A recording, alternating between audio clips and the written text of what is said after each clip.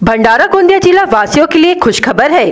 अब आपका मनपसंद channel BS crime media news अब आपके केबल नेटवर्क पर, जी हां, अपने केबल नेटवर्क के एशियन चैनल नंबर 13 पर उपलब्ध है। BS क्राइम मीडिया न्यूज पर खेल, राजनीति, क्राइम, साहित्य व अन्य खबरें प्रकाशित की जाती है। हमारे साथ जुड़ने के लिए तथा हमारे चैनल में खबरें, विज्ञापन आदि के लिए संपर्क करें 8669151757 पर।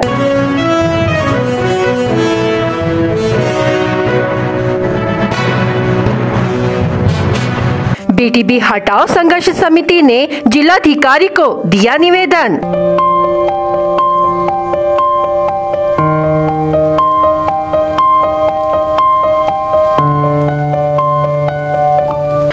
दिसंबर को होने वाले मरते दम तक आंदोलन की दी पूर्व सूचना।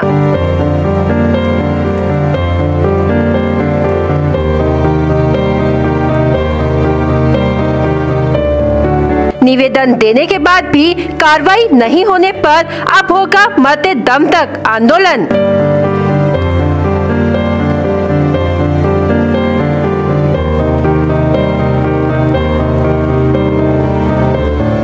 किसान, व्यापारी, हमाल और नागरिकों के हक के लिए लड़ रही BTB हटाओ संघर्ष समिति।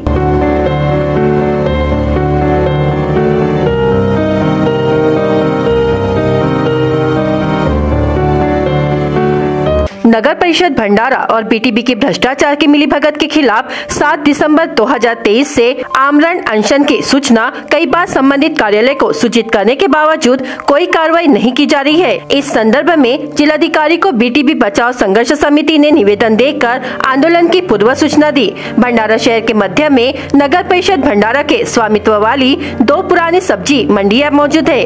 भीड़ भाड़ वाले इलाके में भाजी मंडी होने के कारण तीसरी नई भाजी मंडी को स्थानांतरित किया गया। नए बाजार विकसित करने के लिए नगर परिषद के माध्यम से BTB इस निजी संगठन के विकासकर्ता के रूप में 30 जुलाई 2015 को एक समझौते पर हस्ताक्षर कर BTB चुना गया। हालांकि तत्कालीन नगर परिषद के कुछ पार्षदों, अधिकारियों और चुनिंदा राजनीतिक नेताओं के हस्तक्षेप और वित्तीय साठगांठ के कारण महात्मा ज्योतिबा फुले भाजी मंडी या भ्रष्टाचार का स्थल बन गया है, जिसके विरोध में किसान, व्यापारी, हमाल और नागरिकों को न्याय देने के लिए BTB बचाओ संघर्ष समिति ने जिलाधिकारी को निवेदन देकर अपनी मांग रखी। साथ ही 7 दिसंबर को मरते दम तक आंदोलन की पूर्व सूचना इस निवेदन से दी है। नमस्कार, मी अंकुश वंजारी, प्रहार जनशक्ती पक्षाचे माजी जिल्हाध्यक्ष। गेले मागील अनेक दिवसापासून BTBच्या विरोधामध्ये भंडाऱ्यामध्ये आंदोलन सुरू आहे। त्यामध्ये त्या आंदोलनाची पहिलं जे आंदोलन झालं ते 9 तारखेला झालं। त्या संबंधाने 6 तारखेला आम्ही जिल्हाधिकारी महोदयांना निवेदन दिलं होतं। त्यानंतर 9 तारखेला आंदोलन झालं। आंदोलनामध्ये कधी न ते BTB मधून आंदोलन निघालं। 1,500 शेतकऱ्यांनी त्यामध्ये सहभाग घेतला आणि जिल्हाधिकाऱ्याला ते निवेदन दिल्याच्या नंतर जिल्हाधिकाऱ्यांनी सांगितलं की तुमच्या मागण्यावरती जी आहे ती लवकरात लवकर कारवाई होईल, परंतु अजूनपर्यंत ती कारवाई झाली नाही। त्यानंतर आम्ही 16 तारखेला निवेदन दिलं। शासन आपल्या दारी कार्यक्रमामध्ये मुख्यमंत्र्यांना निवेदन द्यायचं होतं, परंतु ते निवेदन इथल्या व्यवस्थेने आम्हाला मुख्यमंत्र्यांपर्यंत पोहोचू दिलं नाही। तरी आम्ही आता येणाऱ्या 7 डिसेंबरला मरण येईपर्यंत आंदोलन BTB गेटच्या समोर सर्व BTB संघर्ष समितीच्या वतीने करण्यात येणार आहे आणि त्याला सर्वस्वी जबाबदार या भागात इथला भंडारा जिल्ह्याचा प्रशासन असेल, जिल्हाधिकारी असेल, आपलं नगर परिषद CEO असेल, हे सर्व त्याला जबाबदार राहतील असं मी आपणास या ठिकाणी सांगू इच्छितो। भंडारा नगर परिषदेमध्ये 2 जुनी भाजी मंडी होती। त्यापैकी तिथे वर्दळ जास्त असल्यामुळे आणि वाहतुकीला परिणाम होत होतो, त्यामुळे तिसरी भाजी मंडीची निर्मिती केली गेली। या भाजी मंडीला महात्मा ज्योतिबा फुले भाजी मंडी असं नाव म्हणजे ठरावामध्ये पारित झाले 2020 मध्ये। तरीही ती भाजी मंडीचं नाव एखाद्या खाजगी संस्थेच्या नावाने चालत आहे, नंबर 1। नंबर 2, जो नकाशामध्ये नमूद आहे तिसरी गेट, ज्या दिवसापासून गेट उभी झाली त्या दिवसापासून ती खुललीच नाही, ज्याचा सर्व फायदा त्या एका BTBच्या एका माणसाला होतो आहे। बाकीच्या त्याच्यानंतरच्या दुकानाच्या नंतरचे 20-22 दुकानदार आहेत, त्याच्या गाड्या गेल्या संपल्यानंतर त्या गाड्या पास होतात आणि तोपर्यंत भाजी मंडीचा सर्व क्लोज होतो आहे। परिणामी 20-22 लोकांना, व्यापाऱ्यांना आपल्या जो काही त्यांना मोबदला मिळतो आहे बीटीबीच्या या सर्व मनमानी कारभारामुळे नंबर 1 मी एका भारतीय जनता पार्टीच्या माजी मंत्र्याशी बोलणं माझं झालं. नाव सांगणार आहे पुढच्या वेळेस त्यांचं नाव आणि भारतीय जनता पार्टीचे कोणते कोणते नेते इथे शेण खातात. या शेण खाण्याच्या प्रवृत्तीमुळे भंडारा शहराचा जो भकास झालेला आहे, एक व्यक्ती त्या बीटीबीच्या नावानं करोड रुपये आज 500 करोडचा तो मालक बनतो आहे आणि भारतीय इथली नगर परिषदेला साधा एक कोणाला कनेक्शन जर लावायचा असेल नळाचा तर यांच्याकडे पैसा नाही आहे. आमची लढाई आहे इथल्या शहराच्या सर्वांगीण विकासासंदर्भामधली आहे. जो रेवणी त्या भाजी मंडीमध्ये येतोय महात्मा ज्योतिबा फुले भाजी मंडीमध्ये, तो रेवणी हा त्याचा हक्काचा रेवणी आहे नगर परिषदेचा आणि बीटीबी त्याच्यावर डल्ला मारून बसलेली आहे. आणि त्या बीटीबी वाल्याला समोर करून भारतीय जनता पार्टीचा आणि एक राष्ट्रवादीचा नेता, एकच नेता त्या माणसाला पूर्ण समर्थन करतो आहे. तर हे भंडारा शहराच्या गद्दार नेत्यांचा खरा मुखवटा आम्ही फाडणार आहोत. त्यांच्या खरा चेहरा समाजासमोर आणणार आहोत. म्हणून इथल्या सातत्यानं मागच्या 1.5 महिन्यामध्ये आमच्या आंदोलनाच्या जे काही प्रक्रियेमधून आम्ही सातत्यानं इथल्या प्रशासनाला, इथल्या माननीय जिल्हाधिकारी महोदयांना, इथल्या जिल्हा पोलीस अधीक्षकांना जी आमची माहिती दिली की या ठिकाणी या पद्धतीचा भ्रष्टाचार होतो आहे, अजून तो यांनी भ्रष्टाचाराचा करणाऱ्या माणसावर योग्य कारवाई केली नाही आणि म्हणून येणाऱ्या 7 डिसेंबरला मरण येईपर्यंत उपोषणाची आम्ही हाक दिलेली आहे. जर 6 तारखेपर्यंत यांनी आमच्या मागण्यावर कोणी विचार केला नाही, त्याच्यावर कारवाई झाली नाही तर 7 तारखेपर्यंत जो उपोषण आम्ही म्हणजे महात्मा ज्योतिबा फुले भाजी मंडीच्या समोर करणार आहोत, मरण येईपर्यंतचा उपोषण. आणि जर काही कमी अधिक जर झालं तर याला सर्वोच्च जबाबदार हे प्रशासन राहील. कई दिनों से नेचुरल ग्रोवर्स शक्कर कारखाना बंद था, परंतु वैनगंगा व चुलबन नदी तट के गन्ना उत्पादक किसानों के हित के लिए व लोकोपयोगी कार्य के लिए फिर से शक्कर कारखाना शुरू किया गया है. यह लाखांदूर, पौनी, अर्जुनी मोरगांव, साकोली, लाखनी, सड़क अर्जुनी, देसाईगंज व परिसर के गन्ना उत्पादक किसानों के प्रगति के लिए वरदान साबित होगा. धान उत्पादक किसानों को अन्य फसलों के उत्पादन का पर्याय मिले व खेती पर निर्भर अन्य उद्योग आए, इसी उद्देश्य से कारखाना शुरू किया गया है. यह कथन सांसद प्रफुल्ल पटेल ने किया. लाखांदूर स्थानीय नेचुरल ग्रोवर्स शक्कर कारखाने के पहले गन्ना पूजन व गन्ना पिराई का शुभारंभ कार्यक्रम 28 नवंबर 2023 को सांसद प्रफुल्ल पटेल के हस्ते किया गया. इस समय पटेल ने कहा कि कार्य के लिए किसी भी तरह की वाहवाही न करके विकास कार्य करने पर विश्वास रखता हूँ. किसान, खेत मजदूर व बेरोजगारों के हित के लिए हमेशा प्रयास किए हैं. फिलहाल शक्कर कारखाने की क्षमता 800 मैट्रिक टन है. आगे कारखाने की क्षमता में वृद्धि की जाएगी. इस कारखाने के कारण परिसर के हजारों किसानों को लाभ होगा. इससे प्रत्यक्ष अप्रत्यक्ष रूप से खेत मजदूर व बेरोजगार युवकों को रोजगार मिलेगा. इस शुभारंभ के समय सांसद प्रफुल्ल पटेल के साथ पूर्व विधायक राजेंद्र जैन, विधायक मनोहर चंद्रिकापुरे, नाना पंचबुद्धे, गंगाधर परशुरामकर, बाबा गुजर, सुनील फुंडे, धनंजय दलाल, यशवंत गणवीर, विनोद ठाकरे, अविनाश ब्राह्मणकर सहित अधिक संख्या में परिसर के किसान व नागरिक उपस्थित थे. सांसद सुनील मेंढे ने कलेक्टर ऑफिस में आयोजित एक महत्वपूर्ण बैठक में स्पष्ट निर्देश दिए कि 2 दिनों से हो रही बेमौसम बारिश के कारण किसानों को हुए नुकसान का तुरंत सर्वेक्षण कर रिपोर्ट तैयार किया जाए.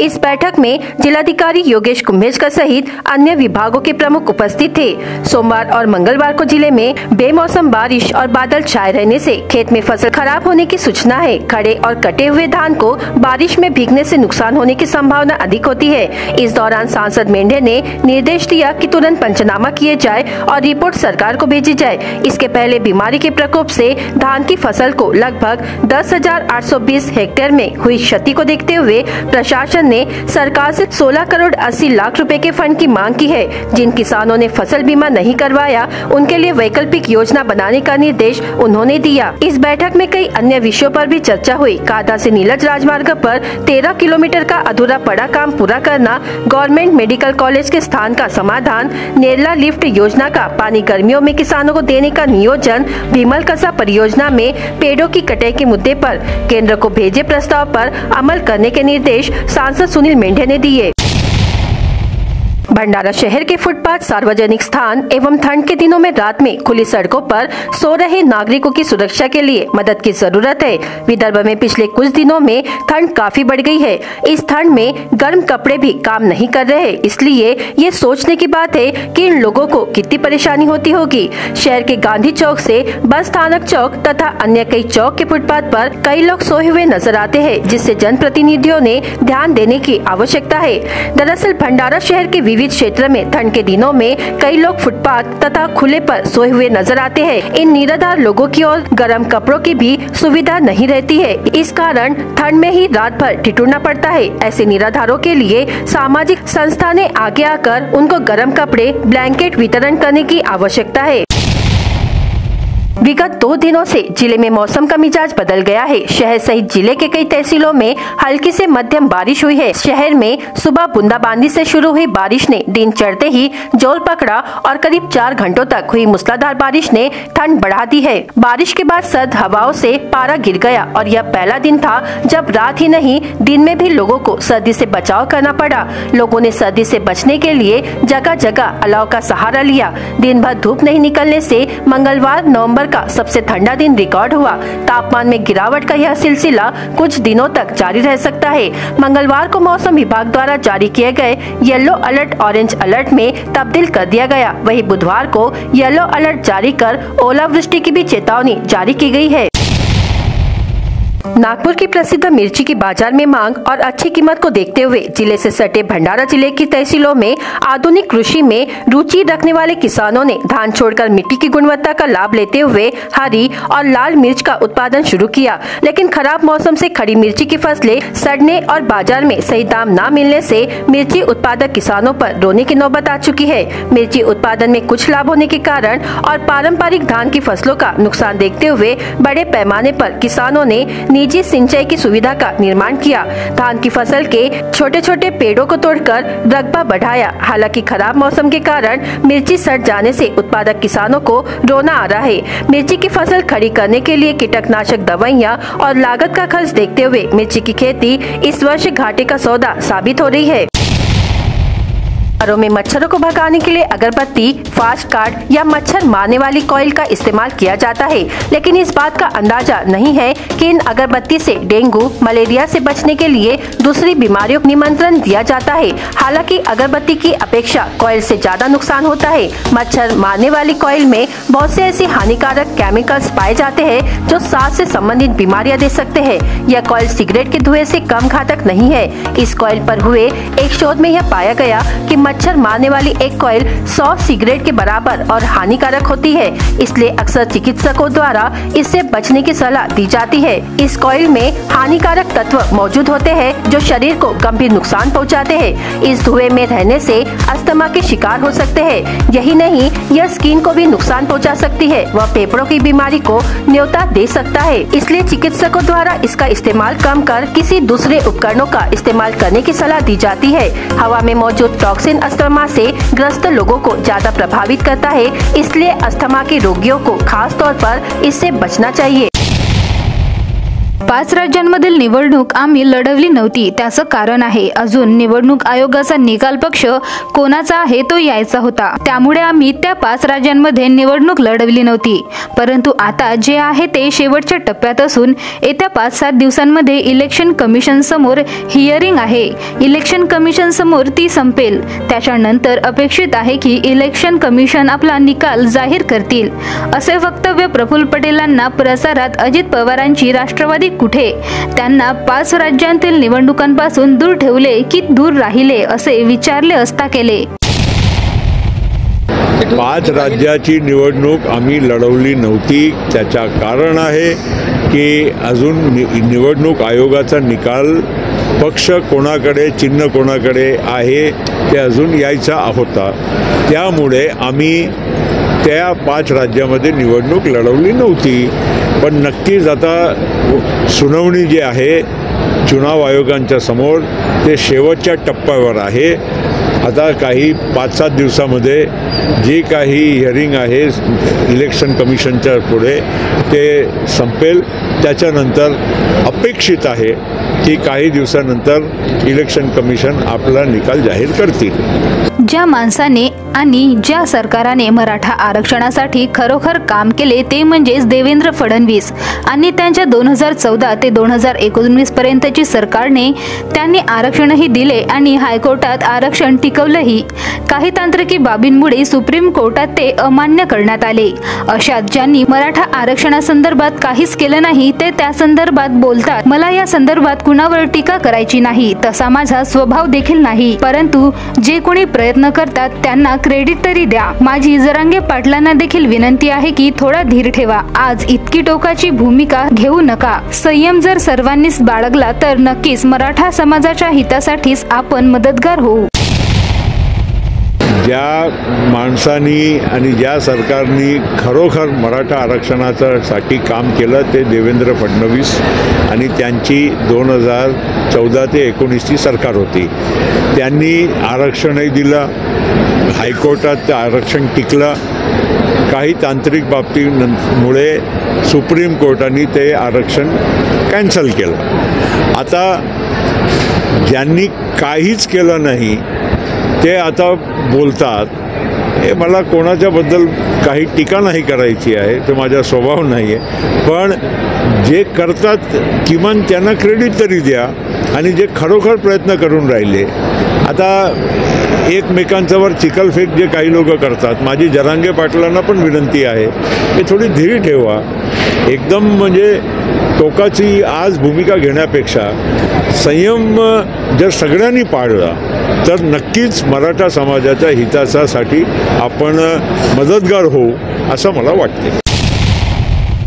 जिल्हाधिकारी योगेश कुंभेजकर यांच्या अध्यक्षतेखाली जिल्हा उद्योग मित्र सभा आयोजित करण्यात आली. या सभेला जिल्हा परिषदेचे मुख्य कार्यकारी अधिकारी समीर कुर्तकोटी, अतिरिक्त जिल्हाधिकारी श्रीपती मोरे, इतर विभागाचे अधिकारी व जिल्ह्यातील उद्योजक उपस्थित होते. जिल्ह्यातील Ashok Laylands and Sunflag limited या उद्योगांनी त्यांचे उद्योगांकडून निर्मित होणाऱ्या उत्पादनाबाबत व भविष्यात होणाऱ्या नियोजनाबाबत सादरीकरण केले. त्यांना लागणाऱ्या आवश्यक पार्ट्स करिता छोट्या उद्योगांकडून निर्मितीचे संभावने बाबत सांगितले. त्यातून जिल्ह्यात रोजगार निर्मितीस चालना मिळेल. या सभेत भंडारा ब्रास क्लस्टर, माऊली अगरबत्ती क्लस्टर व मॅग्नेज ओर डीलर्स असोसिएशन यांचे प्रतिनिधी अनुक्रमे भंडारा, लाखनी व तुमसर या तालुक्यांमध्ये उद्योग समूह स्थापन करण्याबाबत सुरू असलेल्या कारवाईविषयी माहिती दिली. जिल्हाधिकारी योगेश कुंभेजकर यांनी सदर उद्योग समूह जिल्ह्यात स्थापन झाल्यास उत्पादन गुणवत्ता वाढीसोबतच रोजगार निर्मितीस चालना मिळेल असे प्रतिपादन केले. तसेच उद्योगांना येणाऱ्या विविध अडचणींबाबत निराकरण करण्याचे निर्देश संबंधित विभागांना दिले. BS क्राइम इंडिया न्यूज आपके सामने पेश कर रहा है भंडारा क्राइम वारदात. हर जुर्म से हम आपको कराएंगे अवगत. आपके अपने चैनल पर रोजाना शाम 7 बजे, तो देखना ना भूलिए क्राइम वारदात. मिल के सामने रखी बाइक अज्ञात चोरों द्वारा चुरा ले जाने की घटना मोहगांव देवी में हुई. मोहगांव देवी निवासी सुधाकर झिंगर मडा में उम्र 31 वर्ष ने बोथली रोड पर मिल के सामने बाइक रखी थी. वह बाइक अज्ञात चोर चोरी कर ले गया. वरठी पुलिस ने मामला दर्ज किया. 65 साल के बुजुर्ग ने फांसी लगाकर आत्महत्या करने की घटना वरठी में हुई. मृतक का नाम नेहरू वार्ड वरठी निवासी देवराम अटराय, उम्र 65 वर्ष है. वे लकवा बीमारी से ग्रसित थे, इसलिए उन्होंने फांसी लगा ली. वरठी पुलिस ने मामला दर्ज किया. विद्युत ट्रांसफार्मर से 1,73,000 का ऑयल व कॉपर वाइंडिंग चोरी की घटना नीम उपसा सिंचन योजना कुमली परिसर में घटी. साकोली पुलिस ने उप अभियंता श्रीकांत देवीदास डोए की शिकायत पर मामला दर्ज किया. मध्य प्रदेश के बालाघाट जिले के साडरा निवासी धीरेन्द्र शोभाराम चौधरी, उम्र 35 वर्ष ने कीटकनाशक दवा खा ली. उसे जहर खाने के बाद निजी अस्पताल में भर्ती कराया गया, जहां उसकी मौत हो गई. शहर पुलिस ने आकस्मिक मृत्यु का मामला दर्ज किया. आमगांव तहसील के कट्टीपार मार्ग से मोटरसाइकिल पर अवैध रूप से शराब ले जाते हुए आरोपी को पकड़ा गया. कार्रवाई में 96 शराब की बोतल कीमत 6,720 रुपए का माल जब्त किया गया. आरोपी के खिलाफ आमगांव थाने में मामला दर्ज किया गया. ग्राहकों के 37,23,000 रुपए गबन करने के मामले में स्थानीय स्त्री शक्ति महिला नागरी पथ संस्था के 11 महिला संचालकों समेत एक प्रबंधक पर भंडारा पुलिस ने धारा 409, 420, 34, उपधारा 3, 4 MPID एक्ट के तहत मामला दर्ज किया। शहर थाने के तहत छोटा गोंदिया परिसर में अनिल फुंडे उम्र 38 वर्ष ने जहर पी लिया। उसे उपचार के लिए मेडिकल कॉलेज में भर्ती कराया गया, जहां उसकी मौत हो गई। शहर पुलिस ने आकस्मिक मृत्यु का मामला दर्ज किया। भंडारा गोंदिया जिला वासियों के लिए खुश खबर है। अब आपका मनपसंद channel BS crime media news अब आपके केबल नेटवर्क पर, जी हाँ, अपने केबल नेटवर्क के एशियन चैनल नंबर 13 पर उपलब्ध है। BS क्राइम मीडिया न्यूज पर खेल, राजनीति, क्राइम, साहित्य व अन्य खबरें प्रकाशित की जाती है। हमारे साथ जुड़ने के लिए तथा हमारे चैनल में खबरें, विज्ञापन आदि के लिए संपर्क करें 8669151757 पर।